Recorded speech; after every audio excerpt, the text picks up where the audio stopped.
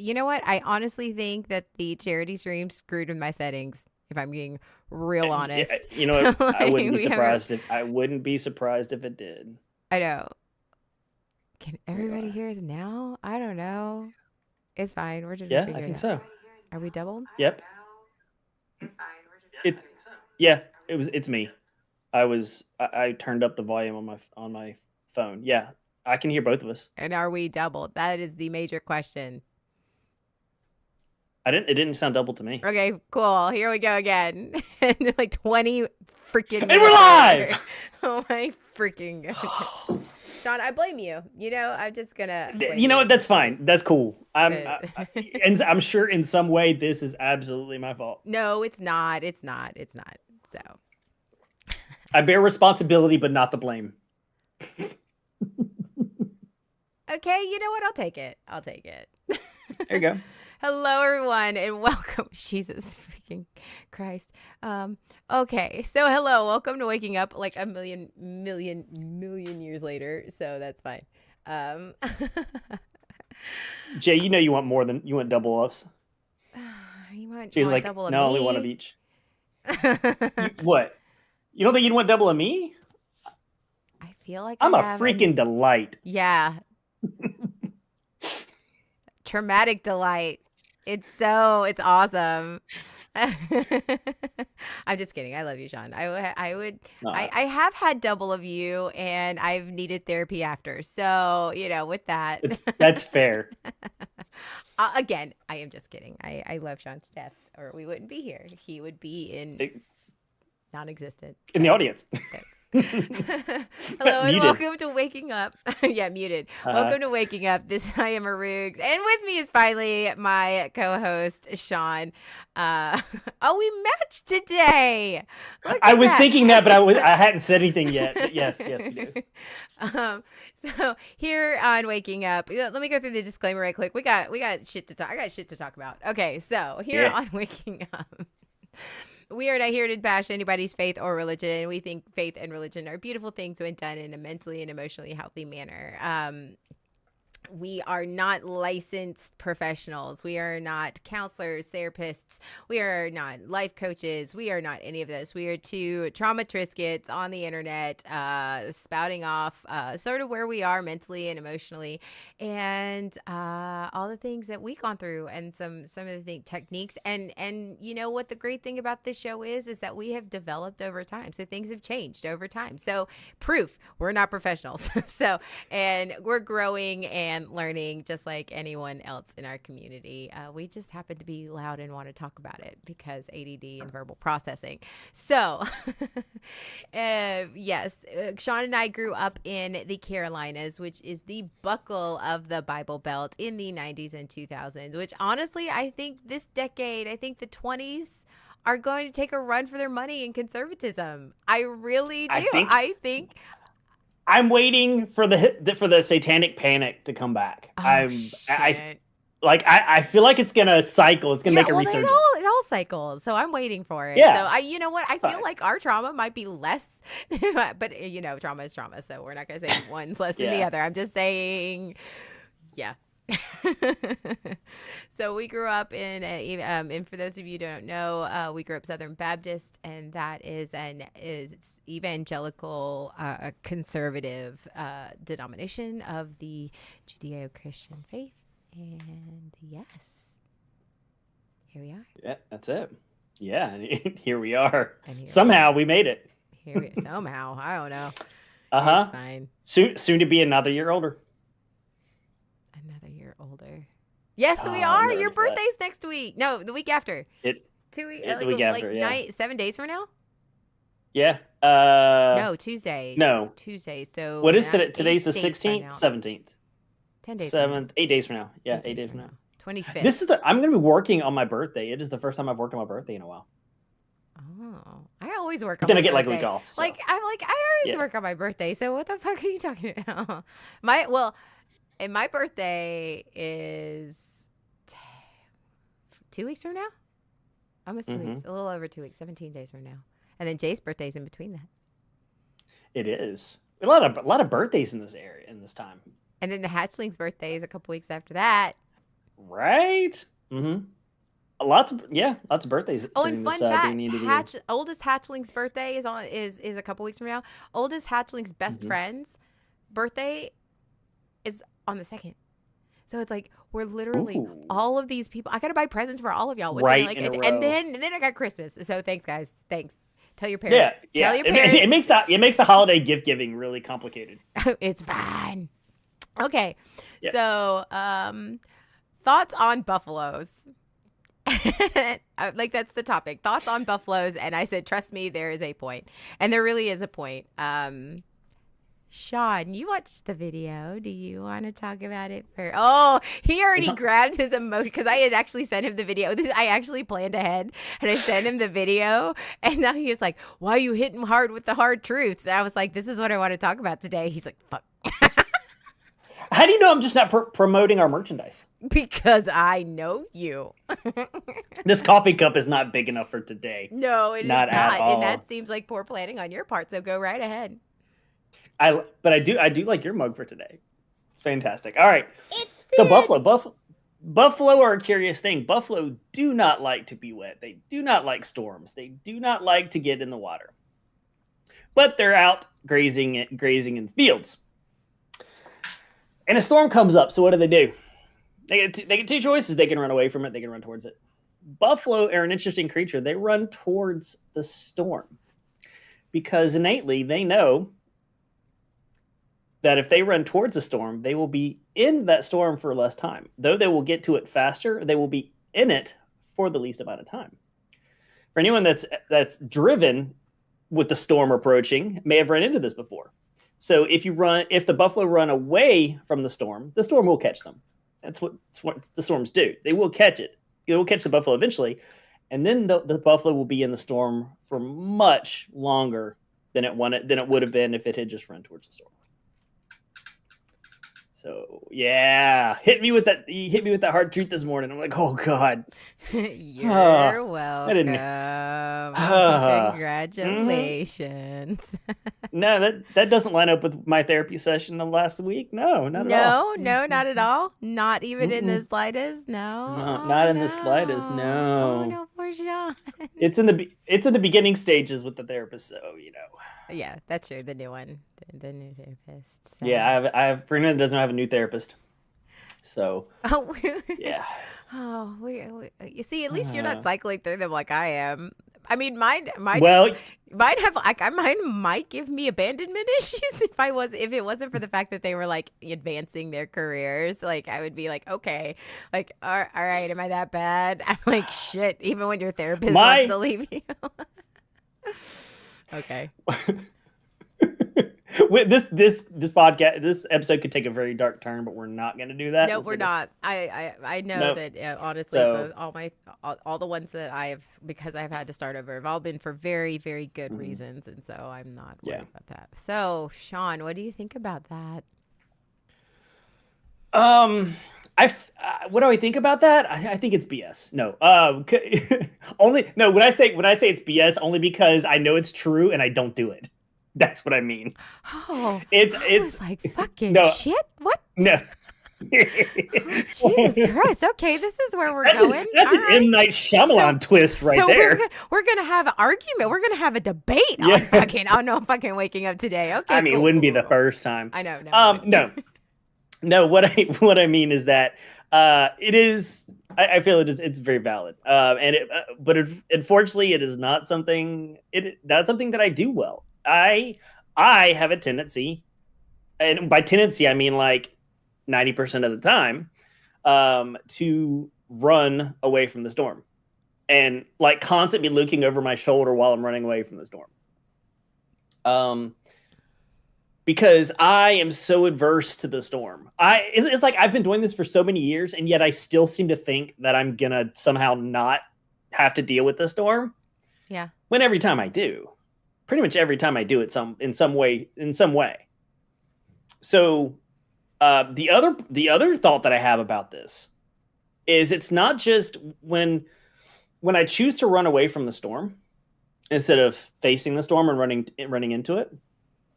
Not only does the storm eventually catch me, but the storm tends to be magnitudes bigger when it does finally catch me.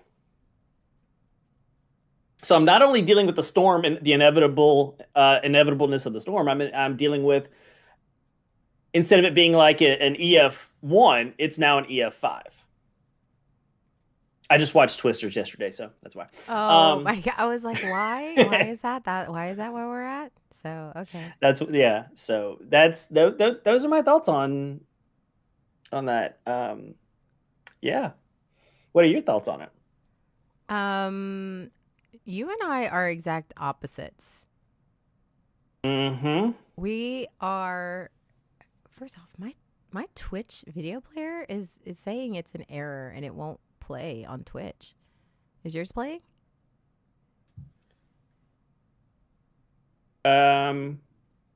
No, mine does that all the time. My Twitch player says it's an error all the time. It almost never plays. When I'm streaming, Oh, okay. it almost never plays. I was just like hoping. So I wouldn't worry about it. Okay, I was just hoping there. All right. No, I wouldn't worry about it. You and I actually yeah. approach. Okay. Oh, all right. Okay. Let me correct that. We now approach this concept very differently. I used to be very conflict avoidant, conflict avoidant, and I'm very much a people pleaser. So I would avoid problems. I would avoid the discomfort. I would avoid it at all times, and not even just avoid it. I would call it. I called it ostrich syndrome. I think I've like. I've talked about this like way back when I first started solo streaming about ostrich syndrome, where I'd stick my head in the sand and just pretend like pretend like it's not there. Like if I stick my head in the sand and I pretend like the problem isn't there and the discomfort isn't there, if I I'm gaslighting myself and say, no, that's not really that bad, or no, that's not really a problem, or no, it's not really that bad, whatever that issue or that discomfort was. As long as I didn't think that it was there, it didn't exist, right? Right, it didn't exist. It's like when you have those emotions and you pack them away and you're like, oh, I don't feel those emotions. That's not what I felt. You felt the emotion. You just didn't acknowledge the emotion. It doesn't mean that you didn't feel it. And so it was very much like that with my problems, with the hard things, difficult conversations. I almost never talked about difficult conversations. And when I did talk about difficult conversations, I would caveat it and I would make it like a soft, ambiguous truth, as we talked about before, like very ambiguous, never straightforward, never honest, really. Sean's really good about that one too. He's really good about saying the thing, and then when confronted, he'll backpedal. Like I'm like, it's fine. Speak your truth. It's fine. I may be upset, but at least stand by that. Yeah. But it's hard facing your problems, being because especially when your truth, the problems are incredibly difficult, and they're incredibly difficult. I mean, that was one thing but when I had my breakdown, my first one, because I've had a couple since then, so I have to clarify. Yeah.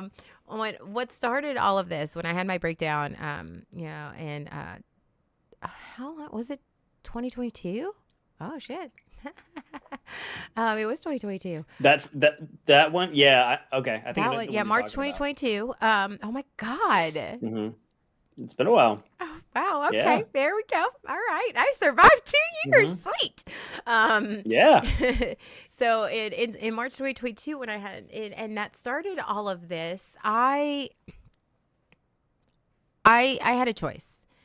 I could either face it head first and I could go barreling straight into this, or I could just acknowledge the problem but not do anything about it. And I knew what was ahead of me was really difficult and really hard. But I had gotten to the point, and I think that's why, when addicts and all of these things, or any type of situation, you hit rock bottom. I hit my rock bottom. Like I was like, I can either do this. Like, this is the worst that I've ever felt. I have a choice. And I've hit rock bottom, and I can either let it crush me. I can feel this way forever. I can act like it doesn't exist. but that's not helping me. And I'm tired of feeling this way. I'm tired of being this person. I am tired of I can't be this. Whatever this is breaking me. The way I am acting, who I am right now is breaking me. So that's the point where I think a part of my true self kicked in. And because I am the person, I am the personality, I am that thing that's like, fuck it, let's do it. Like, I don't like it, doesn't, it's like, when people are trying to plan or hem and haw or like, okay, well, what do we do? Or like, I'm just like, let's fucking do it. Whatever it is. I'm the Leroy Jenkins. I don't plan shit yeah, you are. because that's why I became the older Roogs, which was a meticulous planner and A type and all of this because deep down, authentically, I'm a fucking like Leroy Jenkins. I go fucking head first. No fucking plan. No fucking whatever. Let's just figure it the fuck out. Let's just do it. Let's just stop talking about it and let's just do it. Yep. Whereas that got me in a lot of trouble. That got me hurt.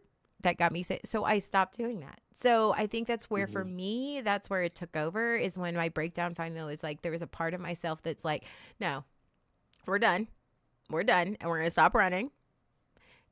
You buried your head in the sand and now you're buried under a bunch of shit. And we're going to need to dig ourselves out of it. And the only way to do that is to pull your head out of your ass and start digging. And so honestly, I actually overcompensated. And unlike the buffalo, I'm chasing the storm. I'm not running towards it. I'm like, ooh, where's the problem? I've got it. And so my therapist, you became the storm chaser. Yeah. Calm your tits.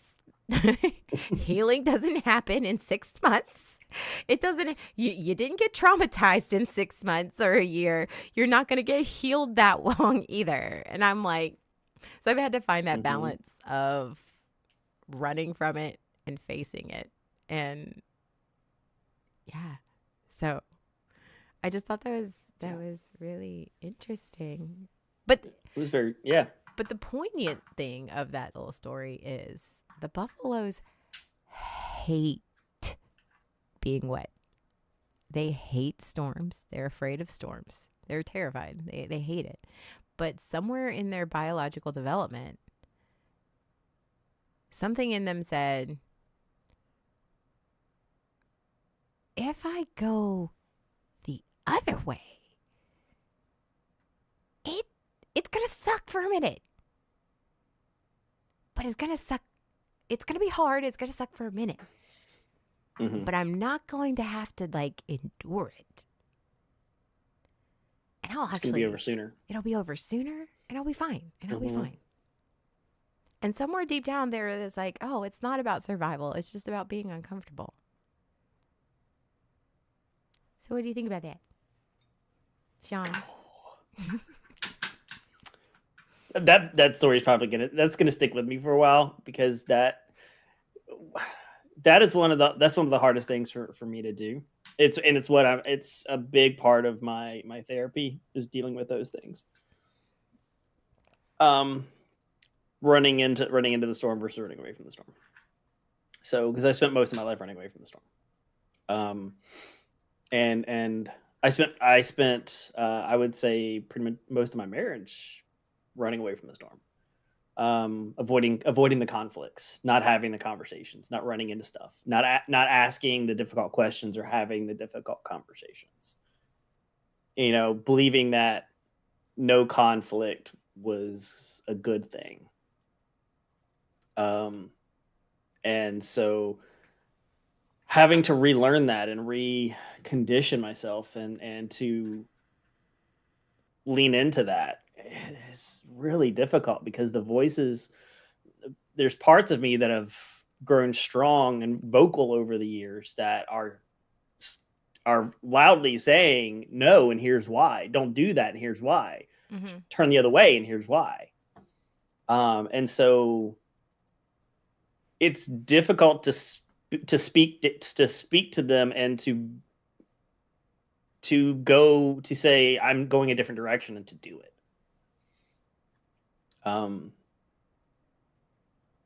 I found that I'm more likely to do that. Speaking of rain, it just started dumping over here. Really? Yeah. Oh. It's like, Oh my. you okay? Okay, well, turn your camera off and mute yourself, and I'll talk while you clean that up. Okay? Should have drank my coffee faster. You mute yourself. You know what? Mute I'll be right yourself, but back. yeah, you do what you I'll need be to right do. back. Okay. Don't forget. Okay, he's gonna keep his camera on. That's cool because he's gonna want to cuss here in a minute. There you go, buddy. While he's doing that, it's easy. I think for me, it was it's hard. Like, and I don't know why buffaloes have come up this week, but apparently my news feed's full of them. I think I clicked on the wrong like one little reel on Insta or a short on YouTube, and apparently my algorithm went, you want to talk about buffaloes? I don't know, but there was a video of a water buffalo, that like a true water buffalo that you would assume water buffalo that as did I until I went down this motherfucking rabbit hole where they just like being in the water. No, these water buffalo can literally hold their breath for 5 minutes and swim at like 30 miles per hour underwater. What the fuck? And I just found that fascinating. And if we're comparing these things, it's the Cheez-Its. And if we're comparing this in that like buffalo hate to get wet, and then like these water buffalo have adapted.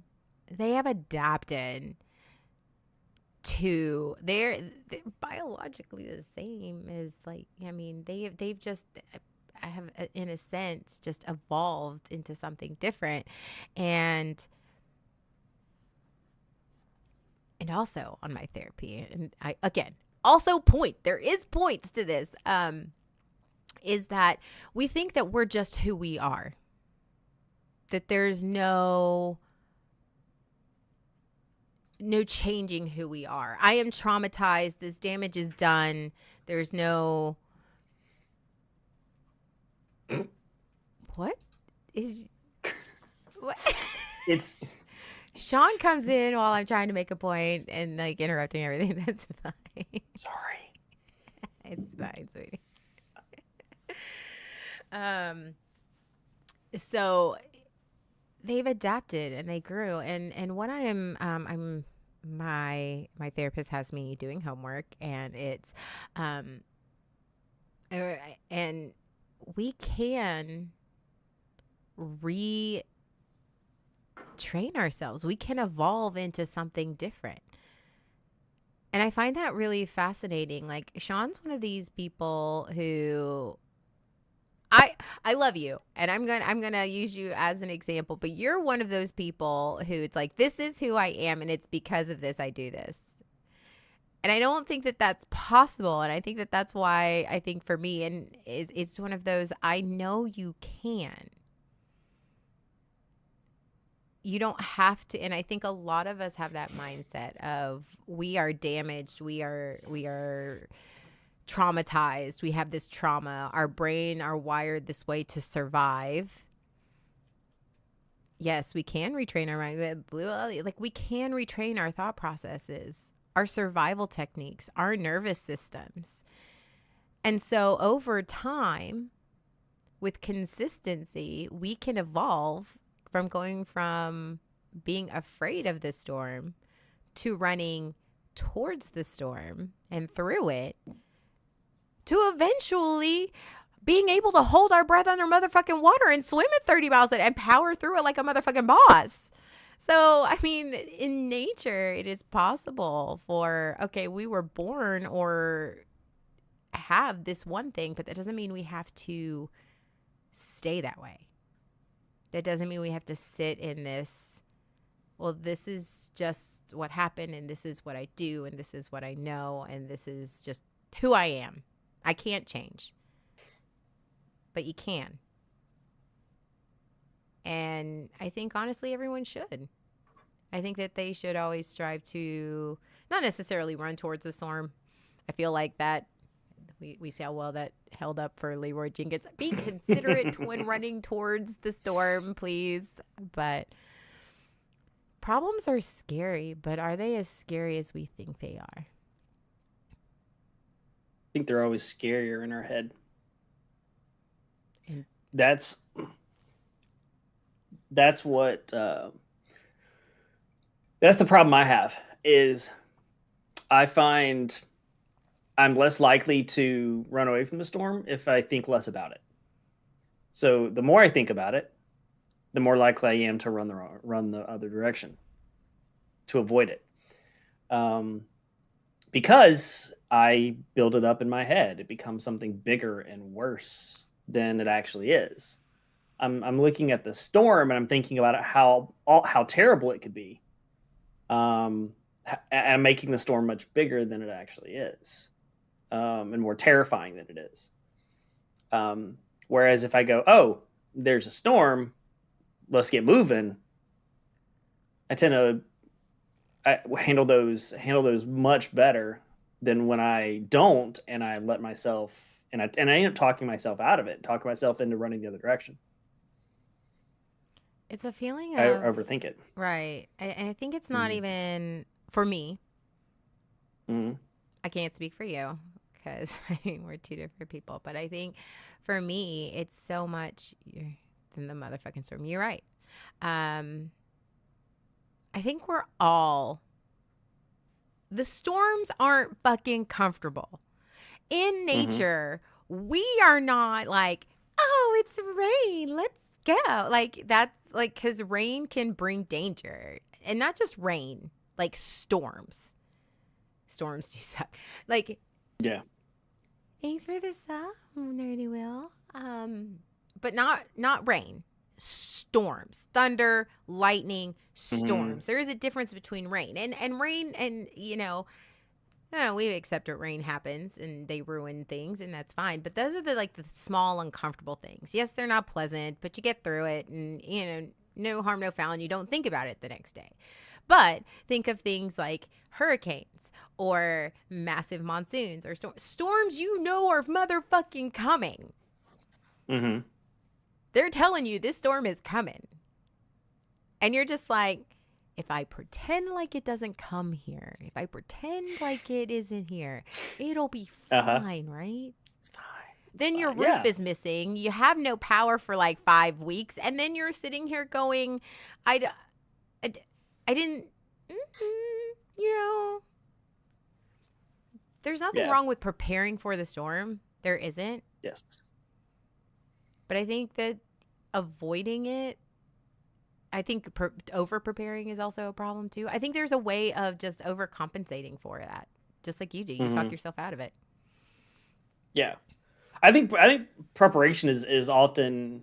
I think preparation is fine depending upon the storm. You see it coming because sometimes I think running towards the storm can be reckless depending upon what the storm is. Again, Leroy Jenkins, right?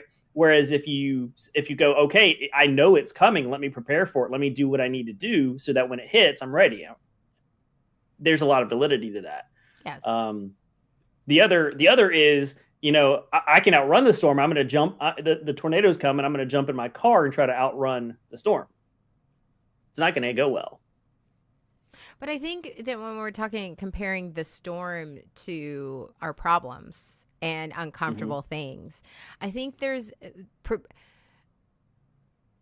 a difference between preparing for the storm, meaning do you have it's going to be uncomfortable. You don't try. I think preparing yourself is different than trying to prepare for what they're going to do or what the problem is, or trying to map out every freaking possible scenario, which we are very, very good at. Is every possible thing that can go wrong. I mean, we discussed this the other week, is like every possible bad scenario that can go wrong. Mm-hmm. That's not prepping. That is not preparing. That's catastrophic thinking. That is Mm-hmm. going. That is catastrophic. But preparing for the storm and is, am I coming at this storm emotionally, just pure emotion?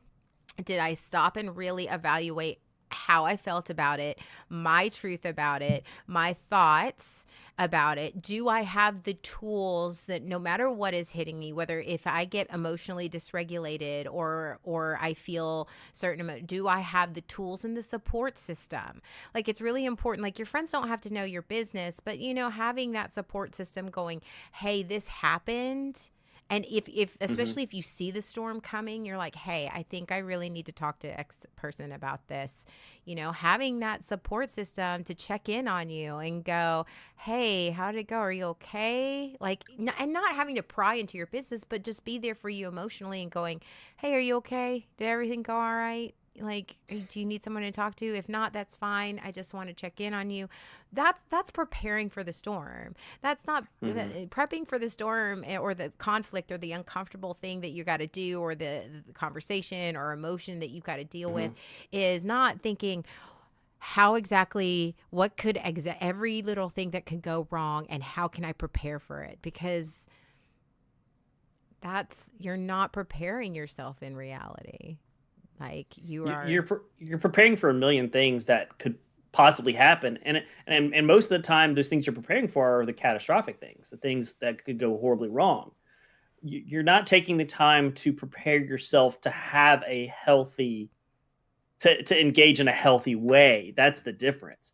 Is you can very well say, okay, I want to make sure that when I approach this, when I bring this up, I don't want to bring it up in an accusatory tone. I want to be careful in the way I speak about it. I want to be careful. I need to ask to make sure that they are in a headspace to have this conversation. That's the preparation that we're supposed to be having. It's difficult to have. For me, it's difficult to get to that. That's completely different than the whole planning for every possible catastrophic. Plan for the worst, hope for the best, deal with what happens. But the problem with that is that if you're prepping for your problems in a catastrophic way, if it isn't catastrophic, then you don't actually, it's like, well, it wasn't as bad as I thought it was. And you just sort of glaze over it. So you're not then self-evaluating. You're like, well, it isn't as bad as it could have been, so it's fine. So we resolved it. It's fine. That's not constructive either. That's just going, oh, well, it isn't as broken as I thought it was, so there's no need to take it into the shop. Because you have to sit there and you have to make sure that it is constructively at a resolution so that you don't break it further down the fucking road. Going into every conversation, every conflict with your significant other, going into the conversation going, they're going to break up with me. I know that thinking down that path of, oh, they're going to break up with me. This is going to end it. That is not healthy. To approach every conversation, because that's what you're gearing towards. You're gearing towards that massive catastrophic thinking. And then that's a defense mechanism to be able to deal with whatever does happen. Because then you go, well, what was it? Well, we didn't break up. But that's not healthy. They didn't leave me. It's fine. Yeah, it's fine. Because then that's essentially dismissing what is happening. So then you're not properly prepared. No, you're not. In a healthy way. No. But that's the other thing. Oh, but when you're prepping for the storm, for the storm, the problem, and you're prepping for it to be the worst case scenario, you're not approaching the storm or the problem or the whatever, the discomfort with an open mindset, an open vulnerability, a listening mindset. You are prepping to protect. And yes. Ooh. You are prepping to protect. And though I know it sounds, again, on the surface, prepping to protect yourself sounds like a good thing. It can be very, very, very detrimental to your relationships with other people. Now, could it be useful in some scenarios? Absolutely. Absolutely. I'm not saying, because here at Waking Up, we realize not everything's all black and white, and that there are gray areas and that there are exceptions and scenarios. We understand that. But prepping to protect yourself is already showing that you think that person is going to hurt you. Yep. You're it's already creating that adversarial. Right. That villain win-lose. Right. I'm a victim. They're the villain. Whereas in turn, Yep. if you're just prepping, if you're prepping yourself going, okay, I'm strong enough, and telling yourself that this is going to be uncomfortable, but it'll be okay, that I am safe. If you're prepping yourself to listen, if you're prepping yourself to be honest and open, and providing yourself with that security, what's the healthy alternative to acting like that? Oh, actually, it is telling yourself that it's going to be okay. This is going to be uncomfortable. This is going to be hard. This is going to, and how I prep myself for these things now, instead of avoiding it or prepping it, is like how I tell myself as things. And I actually posted this on Insta yesterday. It's just like, we do the hard things. I'm going to do this hard thing, and it's going to be uncomfortable. And I know that I'm going to do this hard thing, but I'm safe and I'm loved, and I have survived hard. I have survived hard, giving myself the evidence.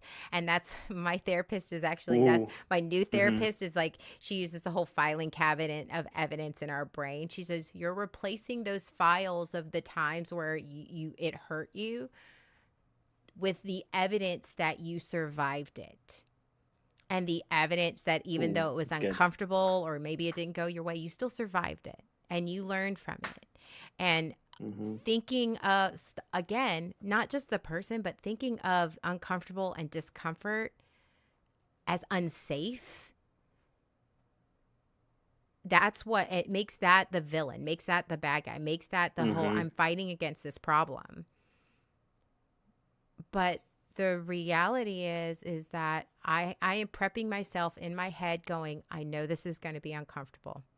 I know this is going to hurt. I know this is going to be hard.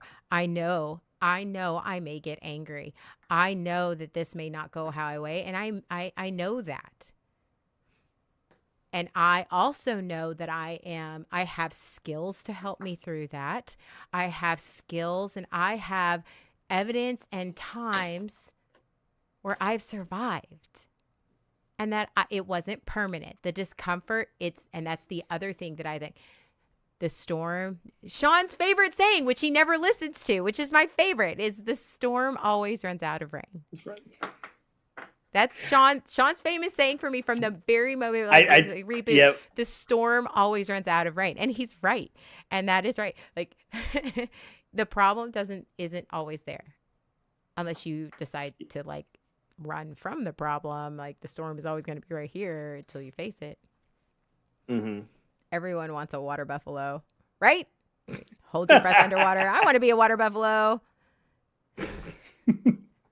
There are no silly songs today. Larry and Bob are not here to save you. Hey, listen.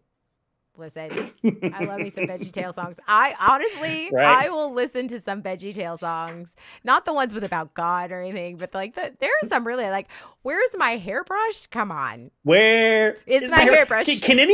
Has anytime anyone ever asks you where is their hairbrush, that is the song that will play, and we'll probably sing. And you've done it many times, haven't you? Absolutely. Oh, yeah, my kids look at me. Oh, where?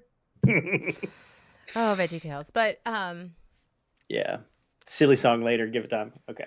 So, yes, I try not to prep myself to make the person the villain. And I am actively, this is actually the reason I wanted to talk about this. This is something that I am currently actively very hard. And it's hard. This is so hard for me in trying not to prep for the pain. Not trying to prep for the not trying to prep to be hurt, and understanding that this person, there are some people out there who are purposely hurting you, and you just need to tell them to get the fuck out. But I mean, every each their own. I'm still trying to learn how to tell people to get the fuck out, but in that person is a human too, with their own emotions, their own traumas, and trying to pull myself out of that adversarial. I'm going to prep for the pain. I'm going to prep for the war. Everything's a battle. Not every storm is a battle. And not every storm will drown you. It's okay. Not every group of clouds is a terrible storm just brewing. Sometimes they're just clouds. And when you respond the same, are you trying what? That yeah. And when you respond to the dark clouds the same way you respond to the storm, nothing good comes of that. You shut yourself off from people. Because you're always, soon as you dig in. Shut up. We're both like over here going. Yeah. Just don't look at and I'm speaking to myself because I get defensive and I shut down. And so for me, it's when someone says, "Hey, can we talk about something?" Like I immediately, this is what I'm working on. But for the longest time, I dig in. I go entrenched because there's the battle. There's the first volley. Hey, even when the approach from the other person is, "Hey, something happened earlier, and I want to talk about it."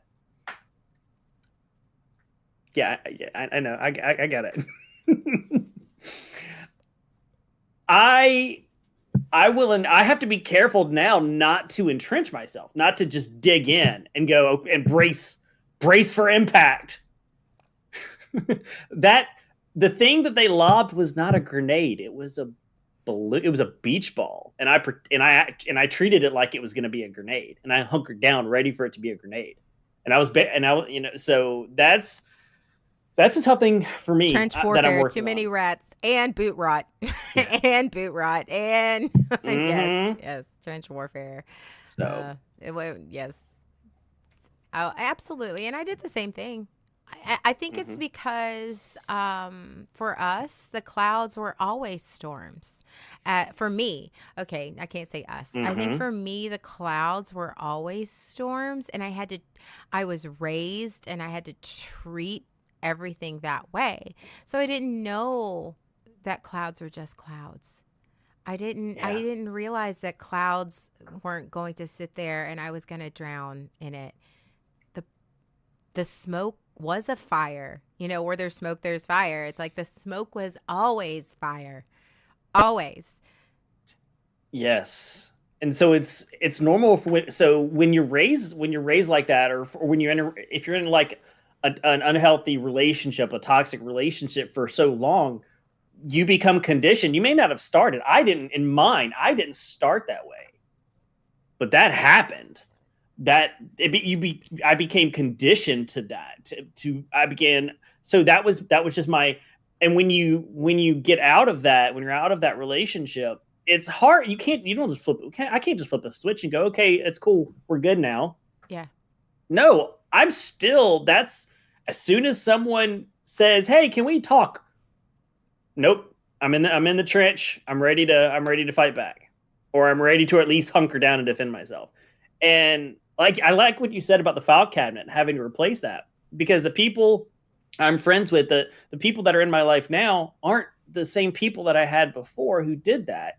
But I have to be careful not to react in the same way that I was reacting, because they're not doing that. And so I'm used to that, but that's not what it is. So my therapist even one time went, "So how often have they done that thing, the thing that you're afraid of? How often have they done that?"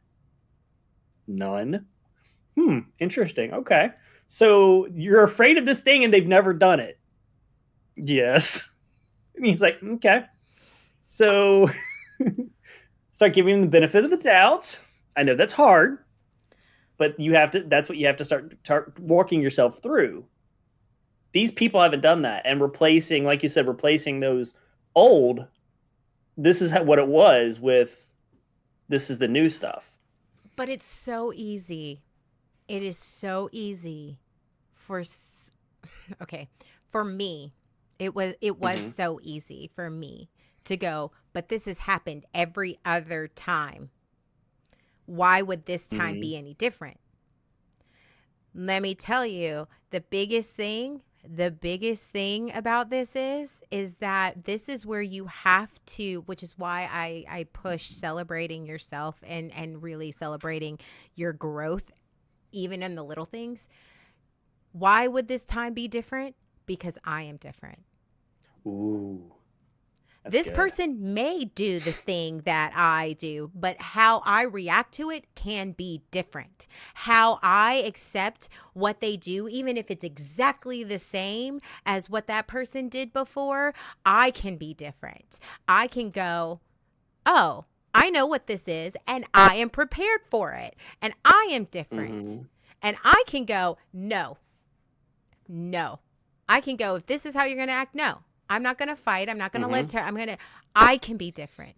What is different? I am different. Yeah.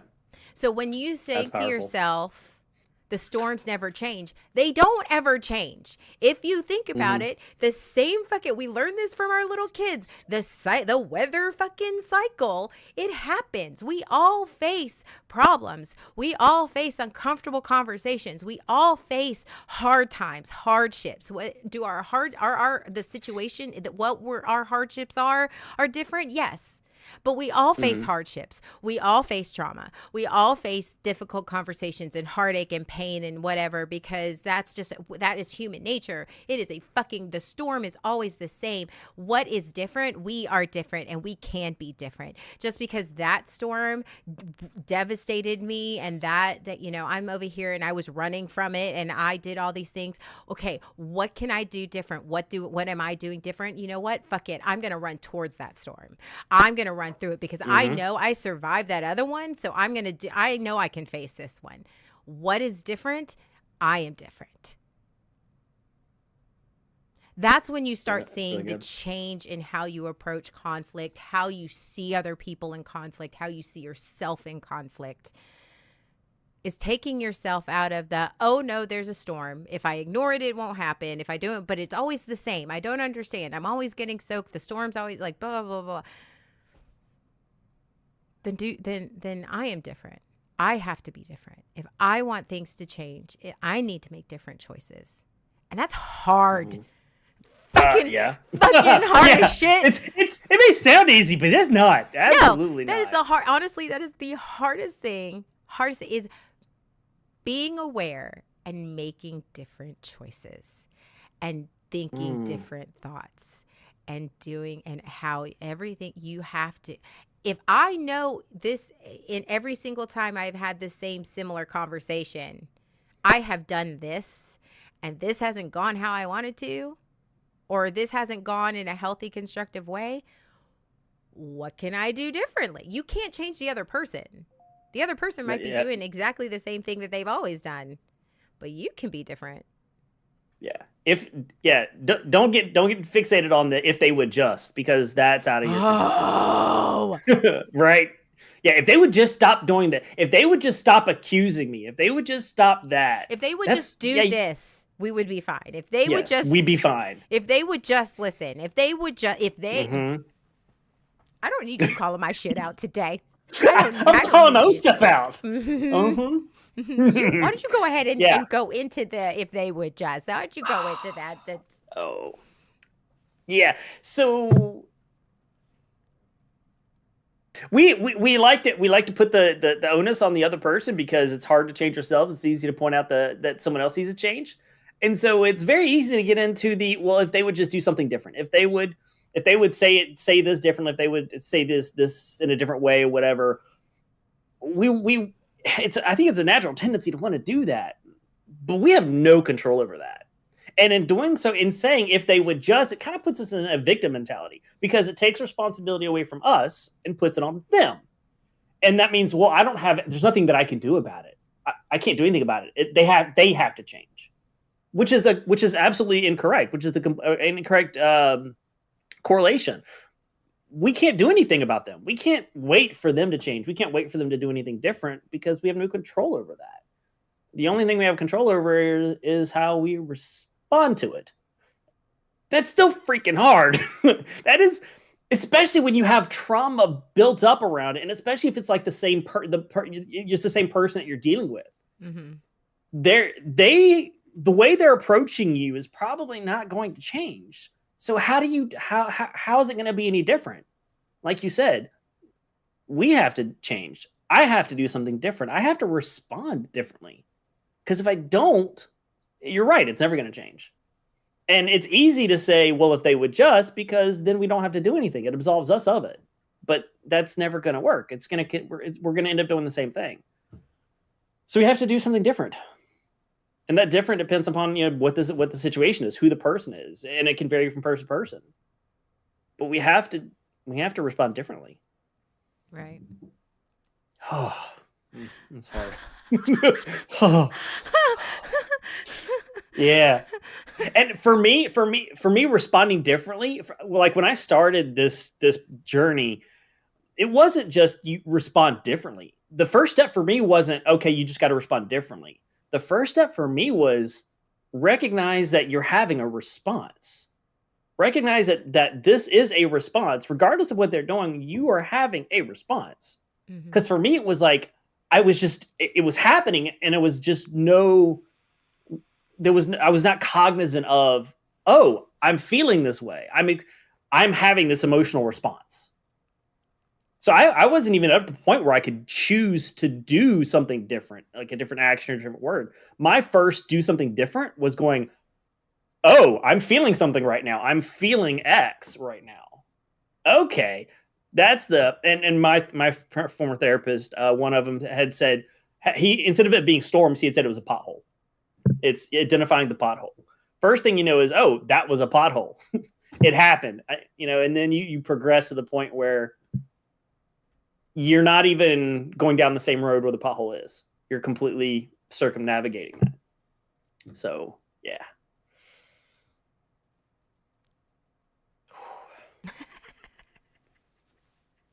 It's hard. I don't want anyone to think that this is just something that happens overnight. This is something Sean and I actually are very actively, like, we are going through our own storms and discomforts and stuff. We both are. And this is one where especially in the past month, I actually had one of my 3 therapists.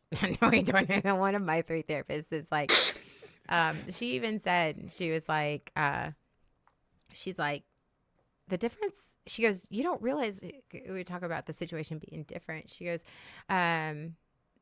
yeah, but there's a major difference. There's one difference when you're talking about a problem that I was having. And she goes, you've shown up differently. The difference is you. And when she said it like that at first, the difference is you, Anna. And I was like, I got really defensive because I was ready to throw that, like, and then she goes, excuse me? Right. I was like, and she goes, no, you've shown up different. Mm-hmm. The difference in this situation, because I was also making that, I was comparing the situation I was in to situations of the past. And she goes, but this situation is different. How the way it's developing, the way it's progressing is different. And it's because of you. You showed up different. You showed up in a different mindset. Mm-hmm. You showed up in a different emotional state. You made different choices. And so we can't, yes, the problem is the same, but the way we're going through this conflict is different. And I was like, well, go all me. Right. I was like, and yeah. When she said that, of course, my head went real defensive, real like, what the fuck do you mean? Indignant. Yeah, like, what the fuck do you mean that the difference is me? Let's go. Mm-hmm. Like, let's go, bitch. Like, that's literally like, and then like 10 seconds in my head. And then I was like, I gotta listen. She went on to yeah. I was like, oh, I mean, she's right. A good thing. She's right. Yeah. Uh-huh. But it's not easy. And you don't, it's not natural. It feels so weird. It eventually will become natural. We eventually will change from regular buffalo to water buffalo. where we can hold our breath underwater and go Mm-hmm. barreling first through and 30 miles an hour underwater. We'll eventually get there. We'll evolve into that, but it's not natural. Mm-mm. Especially when you have trauma, especially when every cloud was a storm, especially when all that stuff. Understanding clouds can be clouds. That discomfort doesn't necessarily breed conflict. Ooh. Yeah.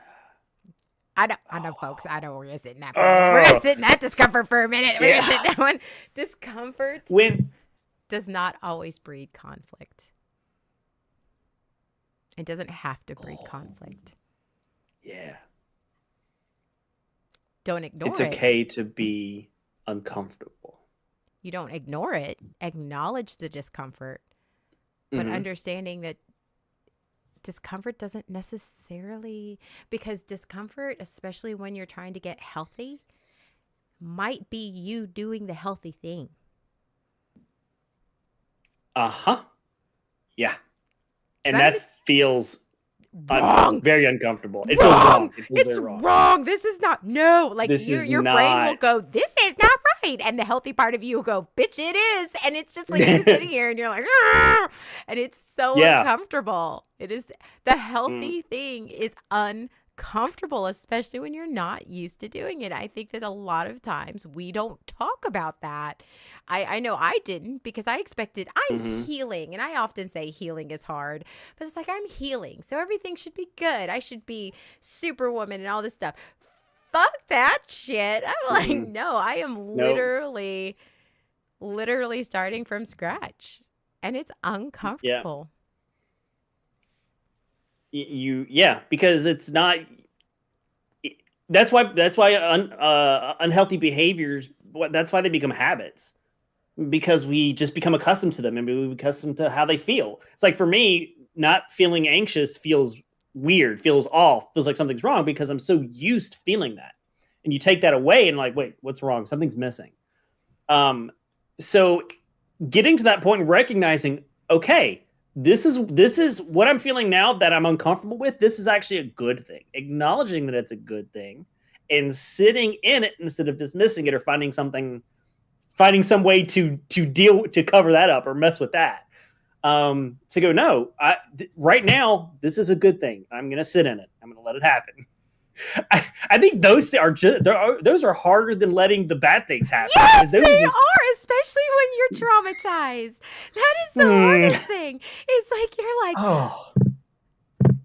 that's when self-sabotage comes in. That's what you have to stop yourself from self-sabotaging when the intrusive thoughts come in. Because when you're doing the healing thing and the healthy thing, and you're sitting there in the discomfort of the healthy, and that, like, this something doesn't feel right. Well, it doesn't feel right because you don't know what healthy feels like. That's the point where we often self-sabotage, because we're like, yes, this doesn't feel comfortable. This doesn't feel, especially when you're not you're not self-aware, or you're not aware of of that, like, because it takes time to also become very self-aware, and I'm still discovering things about myself, going, why the fuck did I do that? Like, why am I doing that? Like, but like, you're sitting in that that's when you're like,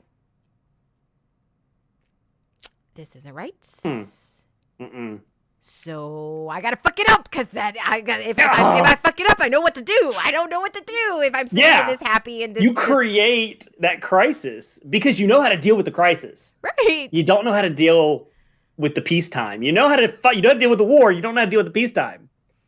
So, and then I feel like the little guy on the Sir what's his face on the little dog in Labyrinth, or he's like always fighting something. That's what I feel like. That's what I felt like for a long time. And like the dog's like, okay, we'll just go along with it. But like, I will protect you. I'm gonna create all this drama when it's just like, dude, calm your tits. It's fine. Like, it's fine. Yeah. It becomes uncomfortable to find yourself in that place. Yeah. Especially like if in a relationships that have a lot of conflict or have a lot of drama. If you find yourself in a relationship where there's not that, it feels uncomfortable to the point where you're like, something's wrong with this relationship. No, it's not. And so if I'm not aware of that, I will then create drama. I'll think there's something wrong, and I'll start reaching for that thing to make it feel normal to me, which is the creating drama, creating an argument, creating conflict. And even if it's not verbal, even if it's not something that I convey to the other person, it's something that is in my head. I create conflict in my head to soothe. That's actually that I'm self-soothing myself. I'm self-soothing in an unhealthy way. I caught myself, okay? Wait, hold on. What's that look for? No, continue. Nope, I'm good. I'm done. No, our audience wants to know. Our community needs to know, Sean. So didn't you say earlier that you tended to see yourself as the villain when you approached? See, I see myself the opposite. I see myself as a victim. I see the other person as the villain. So when I'm gearing up for battle, or for the storm, I'm seeing the other as the villain. For anyone that doesn't know, you probably haven't been watching if you don't know. Anna tends to be that villain in many times. And so she's been on the receiving end of my trauma. Sorry, Anna. No, it's fine. I give you. I think that also tends into when we're facing the storms, how we approach it is very different because I am the black sheep. Everything was always my problem. So that's always how I approached it, is I was always being seen as the villain. I was the problem. Whereas you were the golden child. You were the one that you couldn't do anything wrong because it was unsafe for you. But I couldn't do anything right. God, yeah. Very opposite. Yeah. So for me, it had to be someone else's fault, because if it was my fault, I was no longer golden. If it was my fault, there was something wrong with me because I was no longer perfect. So it had to be someone else's fault. And for me, when I approached conflict, it was because I was the black sheep, because I was the scapegoat. I was always approaching conflict of defending myself. You were defending yourself to protect yourself because you couldn't do anything wrong. I was approaching it and defending myself in that to prove that I am worth that, to prove that I am not whatever it was, is that I am not the bad person, to prove that I was a good person. You were protecting you being that good person. Yes. I was proving but still the same type of defense mechanism, still the same stances, trust me, of neither one of us could be wrong. And for different reasons. But for very different reasons, but the results are still the same. We're still fighting. The result was still the same. No one was listening to each other.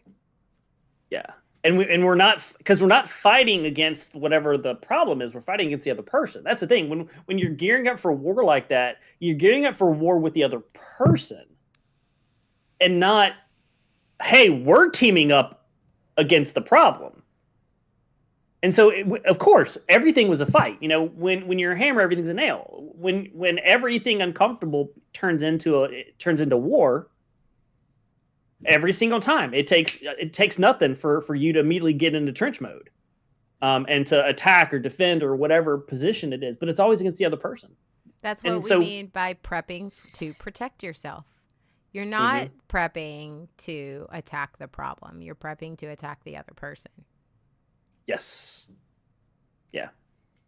And I think that's the big question I have to ask myself. Especially when I'm mad, because I am learning, I have to, I am learning how to be angry, because for decades I was told I shouldn't feel angry at anything, no matter what. So when I approached conflict and I was angry about something, well, here are the list of reasons about why you shouldn't be angry. And usually they were all list of things that I did that why. But the reality is I'm allowed to feel angry.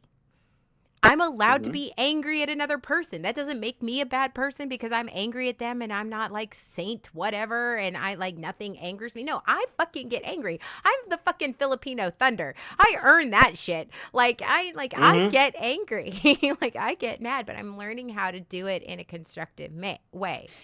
going, okay, why am I angry? Like, I have to stop letting the anger cloud my view of that person. That person didn't make me angry on purpose. Maybe they did something that angered me, but when I approach the situation, am I attacking the problem or am I attacking the person? And that is the big question I am constantly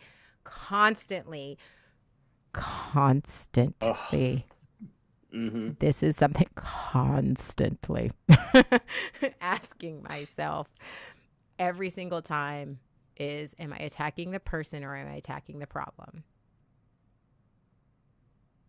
And I can't control if that person is attacking me. That's not my job.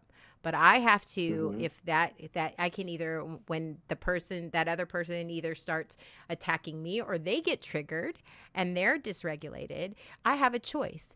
I can say, okay, we're going to pause on this, or do I go, or are they in a place where I can go, can we just take a breath for a second, and then can we come back to the problem, not on me or not on you, where I feel like we are, or you can just remove yourself and going, hey, I think we just need I need a break. But you always have to come back to it. You always have to come back to the storm. You can take shelter from the storm for a little bit, but you always have, you eventually have to come back out of the shelter. Like, so, I mean, or nothing gets done or resolved. But that's the thing. It's like, hey, can we take a 10-minute breather?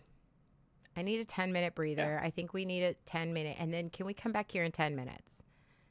And that's okay too. Now, it's not okay to just turn around and go, fuck it, I'm out. That's not good. Yeah. Don't do that. No, not at all. Yep, absolutely. That's like hopping in a fallout shelter when there's like a little thunderstorm. You're like, you know what, fuck it, I'm out. And shut the door. Wait till it's all done. It's like, what the hell? No, not good.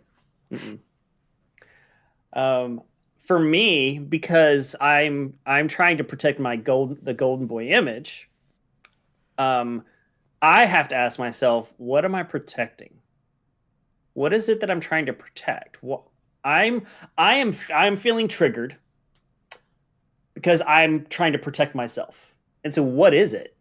And it wrapped around this idea of, if I'm perceived as not being smart enough or good enough or whatever, what exactly am I trying to protect about this image to keep this image in place? Because that's almost every time what it is. I'm feeling this way because they're chiseling away at that. I feel like they're chiseling away at that image that I've created.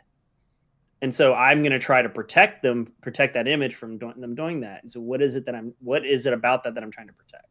Yeah. That's hard. Yeah, it is. I said the first step for me was just realizing that that's what I was doing. Yeah. Because I wasn't. I mean, I knew I was getting. Actually, I don't even think I knew I was getting defensive. Yeah, that's it. That's a yes. That's a correct answer. That means that. Yeah. It's cool. It's cool. I'm fine. We're fine. I'm good. Like I said, didn't bring a big enough mug. You spilled it all over your keyboard, so it doesn't matter. I did. Yeah. Is there coffee still in your mug? Yeah, there's a little bit. Yeah. I got a little bit. Enough to pretend. enough to. Yeah, even if there's nothing in here, it's enough to pretend. But yeah, I found that whole buffalo video very interesting, and it wasn't just like and it's just they don't like it. They don't like the storm. They don't like being, but I mean, something deep down inside of them said, if I do this, something, but here's the thing. It didn't just happen. Like there's like one time it's like they just ran toward it that one time. And then something genetically in DNA just went, oh, wait a minute. Yeah. Hold up. And I think it did something different. They did something different. and realize that doing the thing that was not in their nature, that wasn't innate in them, that wasn't bred into them, doing the thing changed that in them and then did become a part of who they are and what they do. Mm-hmm. So getting this, for me, I am very guilty of this. I have BPD. I have depression. I have anxiety. Now, there are some things that I can't change and some mental disorders you can't change. Yes. But I can equip myself with tools. I can be different. I don't have to let it destroy my life. I can be different. I can do the one thing that's, oh, that really helped this time. Knowing that the next storm's still going to come around, but the next time, I know what I did last time really helped. So let me try that again. Can I do that again? Mm-hmm. And then I'm going to, start replacing those files in the filing cabinet. It's retraining yourself how to see the storms and the clouds. And it doesn't have to be a permanent state of being. I am not my diagnosis. I am not my mental illness. I am not my trauma. And I think when I release myself of that, all of a sudden I start seeing the clouds and I stop seeing the storms in every single cloud. The sky isn't always falling. Yeah. That's good. Yeah. That's a tough one. You're telling me. Yeah. Yeah. Yeah. I eventually want to be a water buffalo. I want to be able to hold my breath for 5 minutes and power my way through and be like, it's cool. Defy. Gravity. Yeah. I'm sorry. I need to apologize for that.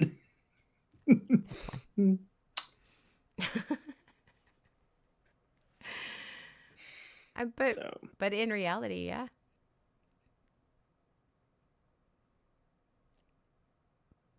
We don't have to accept every cloud as storms.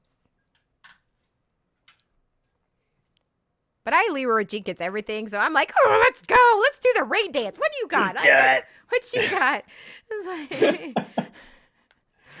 But I did become a storm chaser for a long time. I'm like, where's the problem? I've got to fix the problem. There's got to be a problem.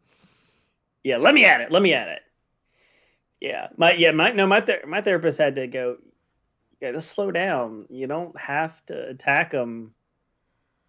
You don't have to go at them that hard. You gotta give yourself time between. I had to give myself time between storms. I had to give myself time between things that I was trying to tackle in order to let it breathe. And because you're working off the momentum. Yes. Yeah, exactly. The momentum and the adrenaline of it. And like then you create a separate problem by doing that, because then you become addicted to that. No, that's not slow down. It's all confusing. Does anybody else feel like okay, but you told me to face my problems, but we didn't tell you to chase your problems. Like you're it's like you take it like, this is the thing. This is I can do this, and you take that tool at everything. Right. You're like, whoa, slow down. So yeah. All right. Sean's like, I'm done talking about this. No, it's fine. I mean, it is, but I spent so much of my life running from the uncomfortable that I'm working really hard to allow the uncomfortable, to sit in the uncomfortable without marinating in the uncomfortable. Yeah. So here's an example of how healthy can be uncomfortable until you So I spend a lot of my time talking about how I wanted to be my authentic self, right? I want it to be authentic. I want to work towards, like, what is your goal? I want to have better interpersonal relationships, and I want to live Mm-hmm. authentically and honestly. I want to be able to tell my truth without fear, and I want to be me. I just want to exist. I want to exist as myself. And I'm working towards that. And I think I've gotten to a point to where I'm having moments of that. But here's the thing. Here's where it's uncomfortable. The other day I was just sitting there, and it was like for a couple days I was just sitting there in this whole, am I disassociated? Like I'm not, I'm just existing right now. Am I existing? Mm-hmm. Is this depression? Like, is this depression? Am I depressed? Because I'm just existing. I'm not like super, super happy, but I'm not super sad. There's like nothing going on. There's like nothing happening. Like, I am just existing, right? And I felt like that was so, like, I really thought, I'm like, am I going through a depressive episode? Am I disassociated right now? And what I realized with nice little journaling and self-inquiry is that I've spent my entire life creating the person that I wanted to be. I'm going to try to be the person that they tell me I should be, or try to be and work towards being this person, and working hard and making active choices and working towards either living the facade of what I thought the other people wanted, or working trying to work to be the person that I thought I wanted to be. Just work. It was work. I had to work. Mm-hmm. And I'm like, but what if just sitting here and existing is actually me accomplishing living my authentic self? Mm-hmm. Just existing, not trying to be this person, not making these choices because I needed it, but just existing. And that was really, I realized that I was just so uncomfortable in that because I felt something was wrong. Because Mm-hmm. I literally was sitting here going, am I disassociated? What's wrong? What's wrong? If I'm disassociated, what happened that caused me to be that way? Or am I depressed? Is this like seasonal depression? Is this depression? Is this what I'm doing? Is something has to be wrong, because this is just, I'm not doing the thing. I'm not doing my normal thing. And then I realized I'm not doing my normal thing because the normal thing was unhealthy for me. And now I'm just existing. And I was not okay with that. Mm-mm. I was not okay with that. I was like, something's wrong. This kind of, it's not right. It's not right. It's not okay. I am not okay. I need an adult. I need an adult. I need all the voices are like, there's alarm bells, there's klaxons, they're all going off and something's wrong. Yeah. No, nothing's wrong. That's the thing. It feels, when you're so used to it being one way, it feels completely wrong for it to be something else. You know, okay, with the last couple of minutes, I know because of our technical difficulties, we ran over. Mm-hmm. There's this feature in Guest Star that I'm wanting to try. Oh God, what are you wanting to try? It's called Viewer Call-In. Oh, you want to let somebody join in, see if it works? Only allow audio from guests. Y'all want to be on our experiment for the next like 10 or 11 minutes? Will it work? Yeah. Will you have to add? Will this show up as a separate browser? The one question is, will this show up as a separate browser link that you have to add? Okay, I'm gonna do audio only though. I'm doing audio only though. Okay. I don't know. Yep, I see a pop up. Oh shit! somebody want to join? I don't know. Who knows? We'll just, you know, that would be a fun feature. Like the last 30 minutes of just doing call-in shit. That would be funny. Okay, that's fine, Nerdy. Well, we're just sitting here. We're just trying it. It's an experiment. I don't know. Maybe we'll do it next time. But yeah, I'm just gonna say it in that last 10 minutes. So. Mm-hmm.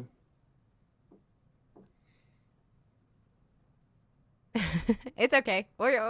Yeah, That's why yeah, it's a that's fine. test. It doesn't, we're not pressuring anybody. We're just like, I Nope, just not at want to all. try. Again, me going, wonder what this button What does this does. button do? What does this What does button this button? do? Push it, push it. I want to see.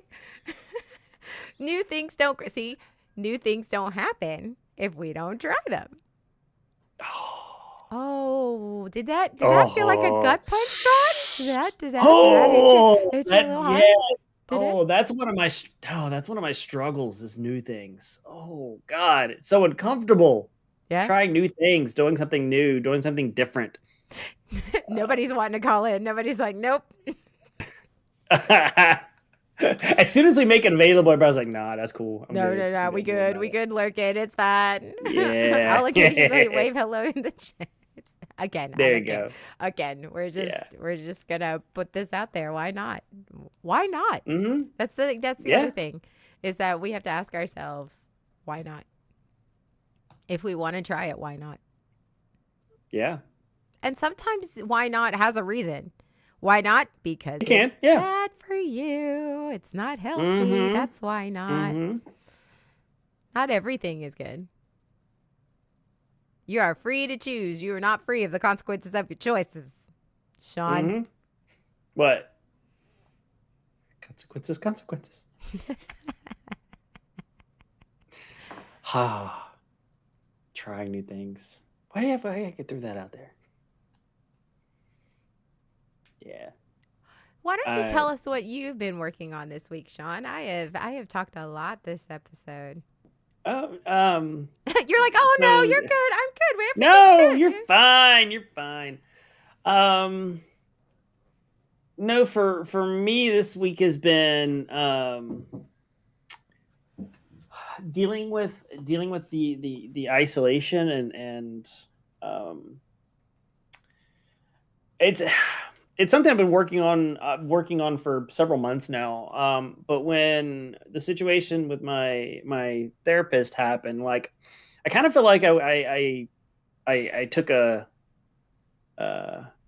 couple steps back. How's that? And well, just like Keep talking for a minute. Keep talking. I gotta be right. So I didn't, because the thing I've been working on is not isolating myself, and knowing knowing that I'm not knowing that I'm not alone, and that I can go out and be around people. Because I work from home, I spend a lot of my time at home, so I have to actively choose to go out, actively choose to be around people, and I've been doing that pretty well for a while. But then I suddenly kind of hit this point where around a couple weeks ago, where it felt like it was harder, and I was struggling with it again. So that's and then we're talking to Anna a couple days ago, and she brought it to my attention that I haven't been out of my reminded or asked me when was the last time I was out of my house. Oh, I did some tough love on him. The only way that She did. I'm the only person that can tough love him and him not take it offensively. Yeah. Exactly. So I was like, oh God. I was like, yeah, you're right. And so yesterday I was like, okay, I gotta get out of my house, gotta do something, and something other than grocery shopping, because that's kind of a given. I gotta go get food, so I'll go grocery shopping. I actually need to get out among people.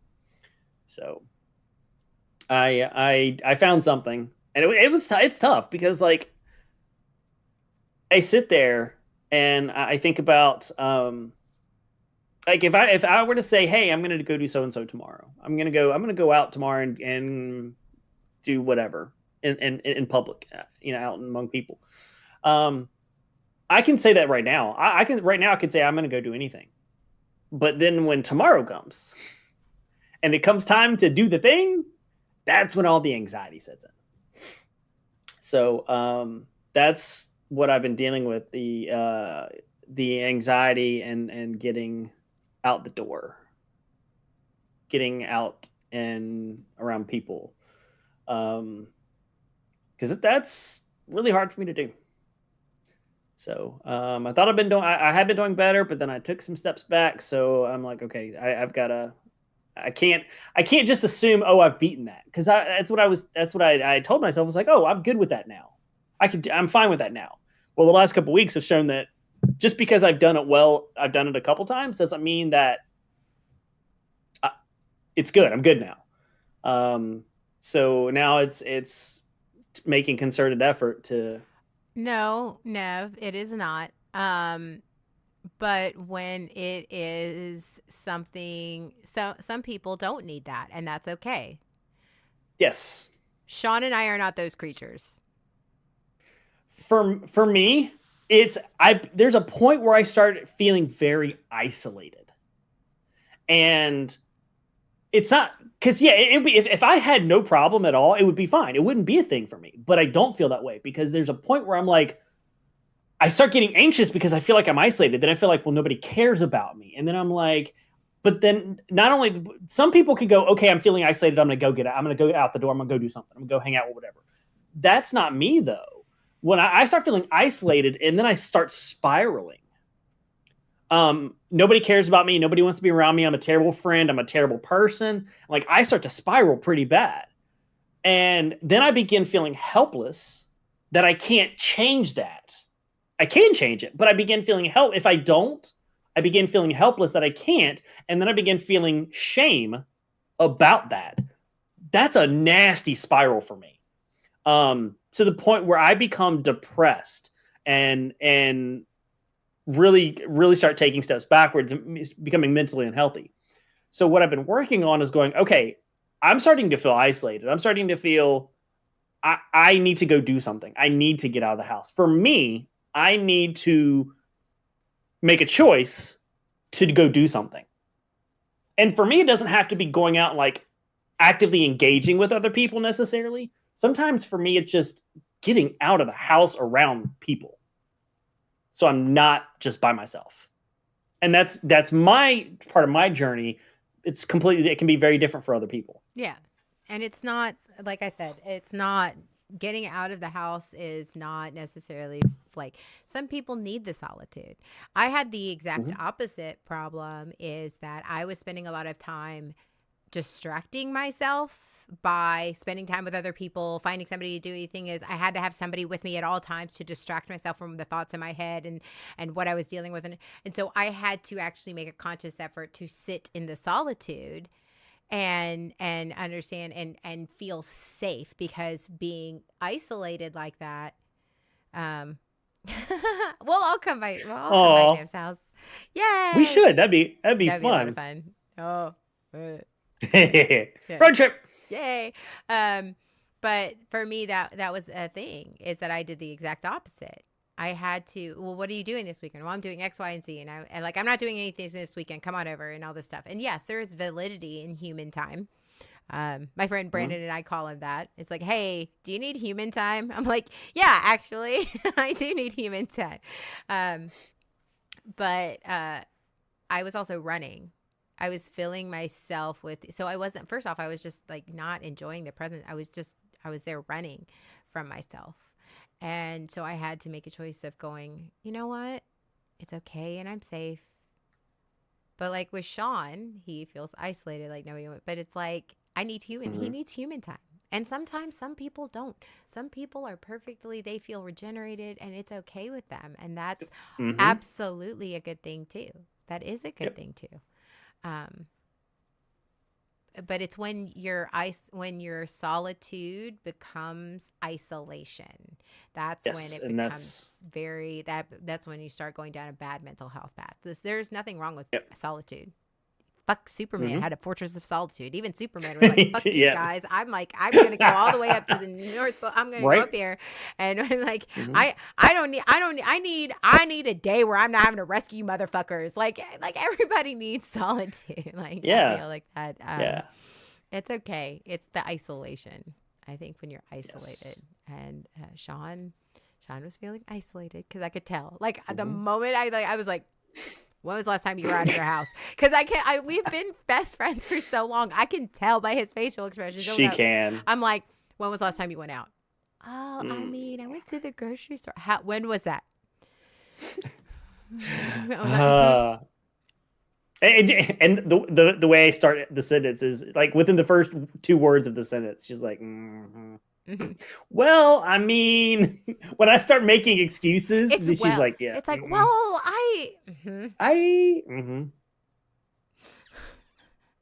yeah, you know me really well. I'm like, if you want friends, you got to go talk to people.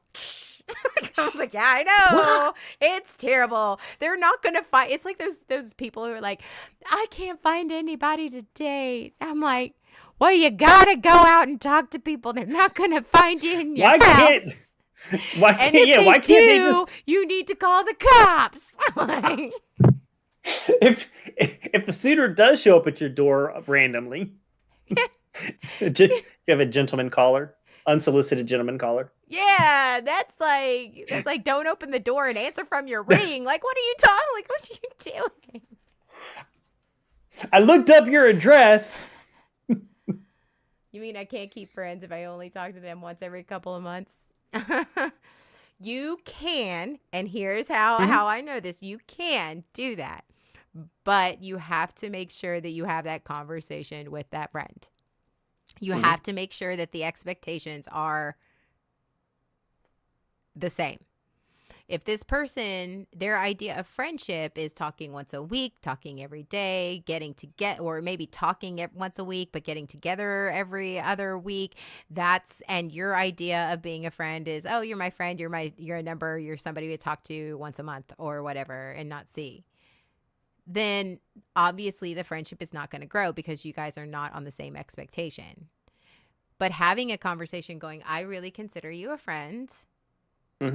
And maybe there are times where I will talk to you all the time. And maybe there are times where because I have a tendency to pull away when I'm stressed or busy or isolating or whatever. Please know that doesn't have anything to do with you. That is me. And if when I reach out, it's me either, whatever, just having that conversation. Friendships can thrive in you talking to them once every couple of months. I mean, you're probably not going to be close, but having that expectation of, I'm not just some random person popping in and out of your life and I'm inconsistent, as long as everybody's on the same page and understanding. Yeah.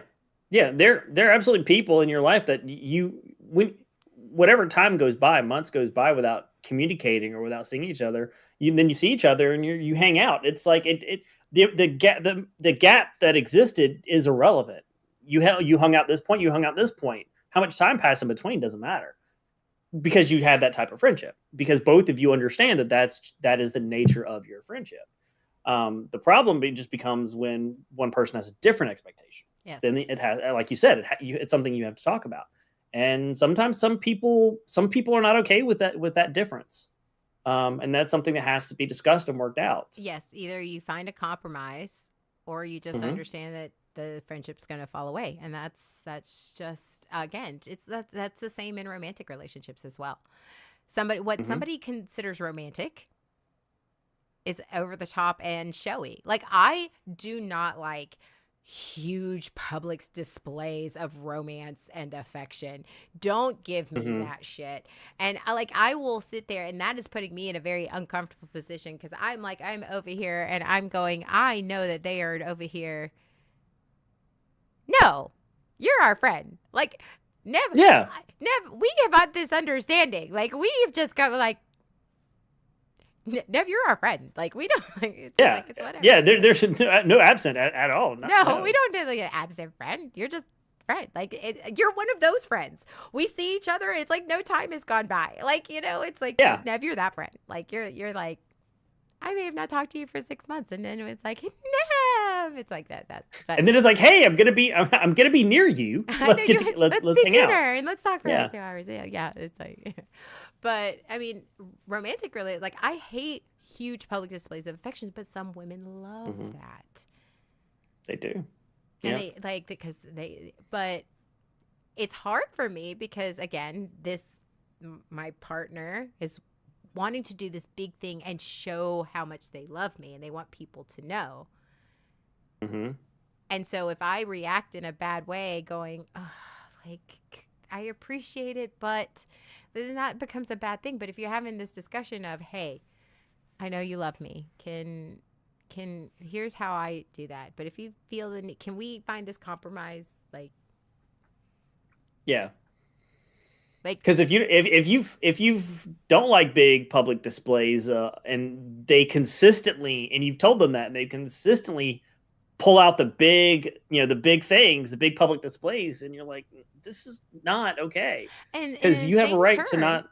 I had in my ex, it's just like, and this, like, I'm just not a romantic person. I'm just not a lovey-dovey person. You know I love you. Well, I interpret that differently. Like, okay, yes, I know you love me, but every now and then it would like to hear that you think I'm pretty, or that you want to jump my bones, or a slap on the ass, or something. Like, something. Like, yeah. I understand that, but you need to, we need to meet halfway. Like, that's not okay either, you know? Yeah. That's where the conversation comes in. That's you find out what that compromise is, what works. I love you. You know, one person. Yeah, we do. So it's that communication, and that's hard. That's hard. Actually, that's really hard for me to convey that I need or want something. That I know. This is no. It's not. Most of what I say is stuff you already know. I'm just telling everybody else. Okay, I'm sorry. Fully aware that there's very little that I say that you don't know. But yeah, for me, conveying that is actually pretty difficult. Yeah. Saying that what I want is valid, and I'm gonna tell you, and that it's okay for me to tell you what I want, because for me, conveying that makes me feel like I am being manipulative. Why is that? I suspect it's because I've had people in my life that made me feel that things that I wanted were unreasonable. And they just. I think you just got punched, Jay. Sorry, Jay. Not sorry. Yeah. So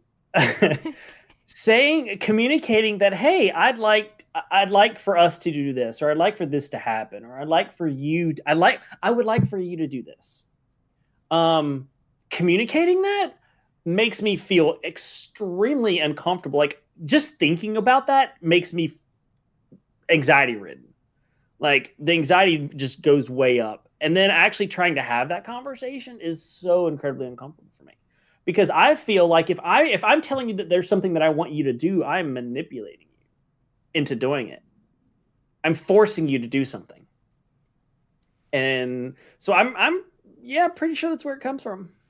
Being made to feel that way. Having someone actually respond that, well, I just don't want to do that. Actually, I know, because my ex did that. I would tell her there were things in therapy, in couples counseling, where I would say, this is what I want.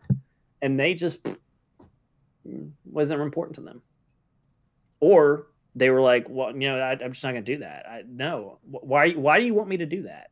Like, I wasn't allowed to convey what I wanted.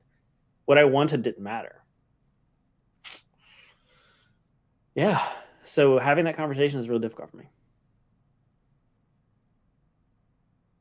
I think it's difficult for a lot of us. Yeah. Unless you're a narcissist, or, it's just like, no. This is what I want, and you're going to do it. Exactly. Yeah.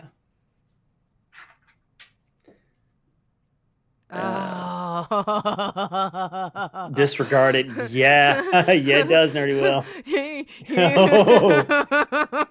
It does. Yes. I was actually talking to my new therapist in their last session about one of those, about that same situation, where I was like, this is what I need. This is something that is really important to me.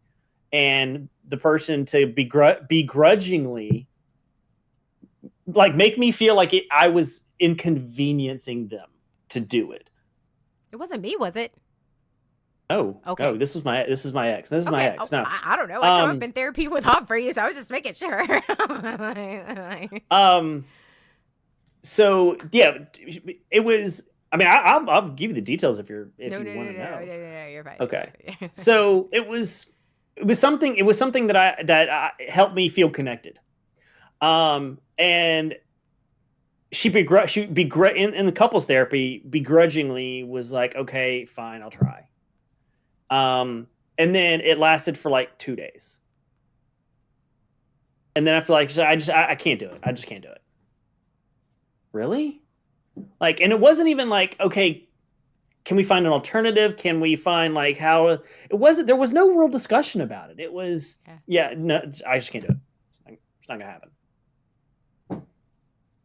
Like, so to have, for me, for it to be such a difficult thing for me to bring up, and then for the response to be to disregard it, that means the next time is going to be just a million times harder for me to do that. Which is one of the reasons in my marriage it went the way it did. Well, that's the thing, is that that person, if they truly want to, and there is trauma between, I mean, I know for a fact in my work and my therapy, it's just, there is why are you unwilling to do it? That is the question that I have had to, you want to talk about freaking looking yourself in the mirror and just going, ew, okay, all right. You mean this is something I've got to work on? Fucking shit, motherfucker. All right. Like, that's the thing, is like, why am I so resistant to giving this person what they need? Why am I so resistant to this? Because that's the thing, is that sometimes what you don't understand is that this person may not be asking a lot of you and your own trauma that you may not even be realizing is why you're resistant. The one thing, like, in full disclosure, it's like, was transparency and honesty is really, really difficult for me. And we discussed this before in some of our previous episodes, where just being honest about where we're going, what we're doing, like what we're buying, all of those things, being transparent.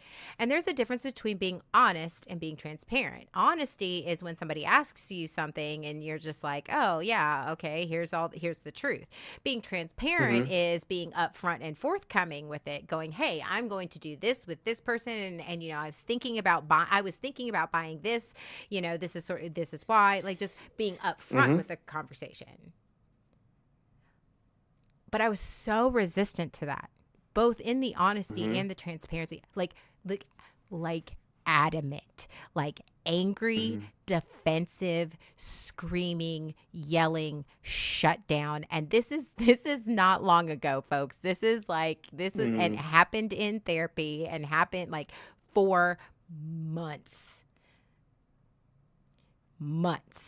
I was that defensive and that resistant, and until I showed up differently, and I took that long, hard look in the mirror, and I had a breakdown, because, you know, rock bottom's always the best place to bounce back from. You know, that should be a clip for our next one. Yeah. And the reason I was so resistant is because it was a protection thing. Yes. It was a shame. It was based in shame, in my own trauma. Not his, mine. Not what he's done, not his actions. I was resistant, which was then causing a lot of difficulties and pain and trauma. To sharing your personal yes, and that right there, Nev. When that absolutely that right, and nail for those on of the you head. who are lurking and can't read the chat right now, Nev says transparency is hard when you are not used to sharing your personal details with someone for fear of them being used against you. That is what I came to, and that is what that is the conclusion that I came to for myself. And that was a hard pill to swallow. Is that I wasn't resistant because he hurt me.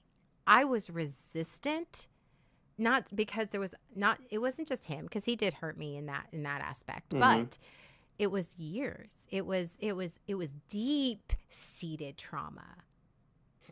Deep seated trauma from years and years of religious trauma, familial trauma, like that's why I was resistant. And it's still something that I'm still uncomfortable with, but I'm working very hard against. But when you come to that realization that it's not them, it's me,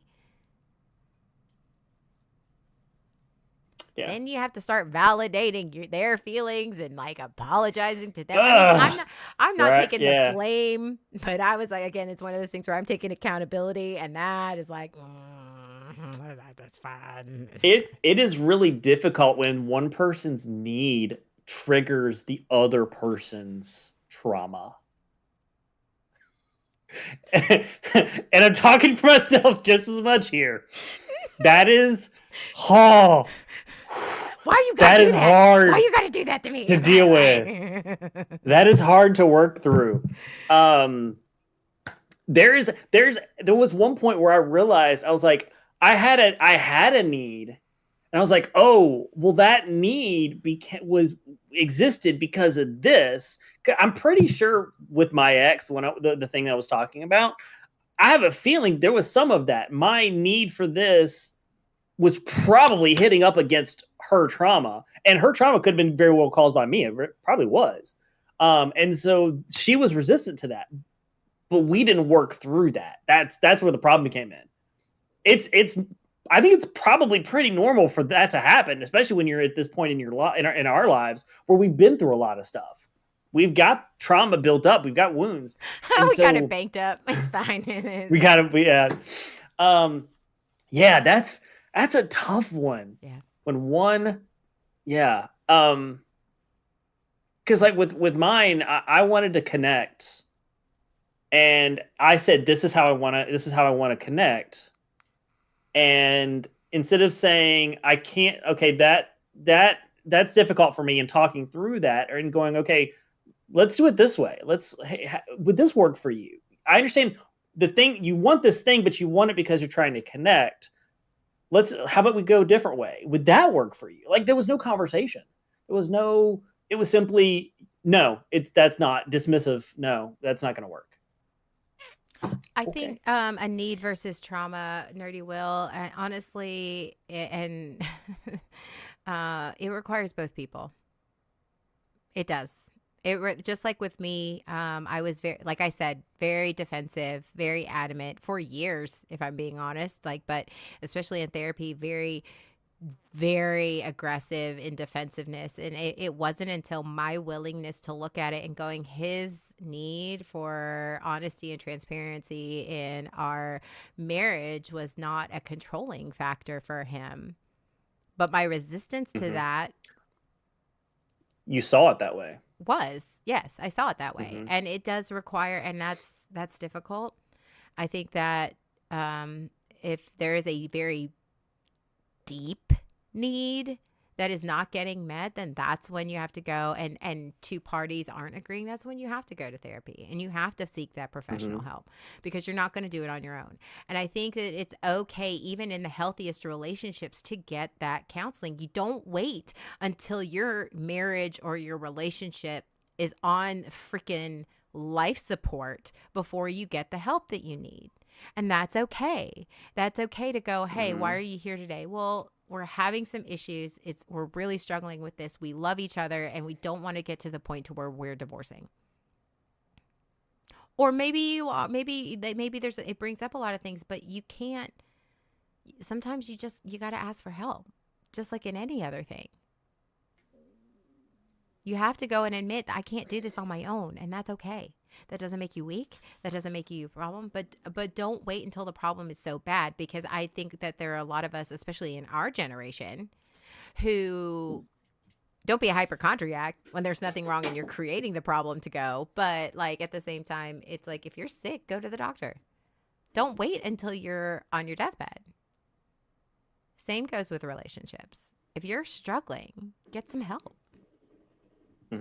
that doesn't make you weak. And I think that we were raised in this generation of suck it up, walk it off. It's not that bad. Yep. Pray about it. And pray about it. It's not that bad. Walk it off. Like we joke, walk it off. Your problem isn't that big. I walked uphill both ways barefoot. You're fine. Yes. Your problems aren't that big. And so we got into that mindset that we can't go, we can't do anything, we can't get help, we can't ask for help, we can't do any of that stuff until it's so bad that it's catastrophic, till it's deadly, until there's no hope. Yep. And that's the problem, is that you shouldn't wait until there's no hope. And that includes reaching out to friends if you're by yourself. Mm-hmm. And so with that, we've been at this. Yeah, well, no, I wasn't specifically, but if you wanted, if the shoe fits, I mean, you can take it that way. Yeah. So, all right, we've been talking for a long time. I know with our, technical difficulties, that was our, it was what it was. But yeah, we got going. Yeah, we did. So, Good talk. Good job. Good game. Good game. Oh, did you GG me? I did. You did. Sean. Anna. What? One. Mm-hmm. Next week we'll probably be here. Next week will be good. Yes. Do others have it worse? There's people in China who have date tournament, right? Yeah. Someone's always got it worse. That is someone always has it worse. It's not as bad as me. Yes. Yeah. But next week will be normal time. Mm-hmm. Normal time. Yes. The week after that, though. Mm-hmm. Not only will you be here doing podcasts from my house, which is new, because we've always done it from his house when we're together. Yeah. But we will also have a Tana J and possibly a Calvino here. We will. So, and is there enough space back there? My camera's on a tripod. And on an arm. I can freaking move it. Are you freaking kidding me right now? I thought we were just gonna all squeeze in behind that. I'll put it in the motherfucking living room. Don't kid yourself. I will All right, we'll do it. My monitor's not. So I will make it happen. We're all gonna be in the same space. We're all gonna be in the same place. It's exciting. This stream, yeah, I know, right? Technical difficulties, but we will also the reason. Well, we're doing a Friendsgiving in Texas. Yay! Woo-hoo. And we're also doing a birthday celebration because Sean's birthday, Jay's birthday, and my birthday are all within a week of each other. So we decided that, you know what, let's get together for a Friendsgiving and let's celebrate our birthdays. Little birthday bash. Because I think that all of us, if we all were talking about it, we all have birthday trauma, and so we're just trying to it's fine. But this birthday is a big one for Jay. Oh, and it is. And you. More for Jay. Really? You just don't want to say how old you are. That's fine. And I'm not nobody needs to know that. I'm not going to dox Jay either, but I'm just saying. Oh yeah. Yeah. But yes, it's a big one. These are big birthdays. Yes. These are. I'm excited. So anyway, thank you for joining us. We appreciate everything that you are for us, and you guys have a great rest of your Sunday. All right. All right. Bye. Bye.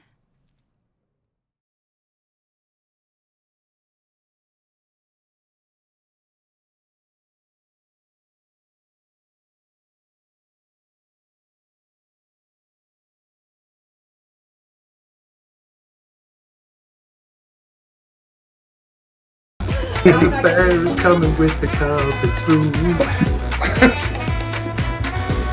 That's a straight up PBR for the table. Yeah, 3 of 3. I think it called. She ain't judging us at all. Did you really just high five over me? No, we didn't. And we're live. Hey. Hello. You don't even do that well from the front seat. Okay. And the bear is coming with the carpet spoon. That's a straight up PBR for the table. Yeah. Three of three. I think it called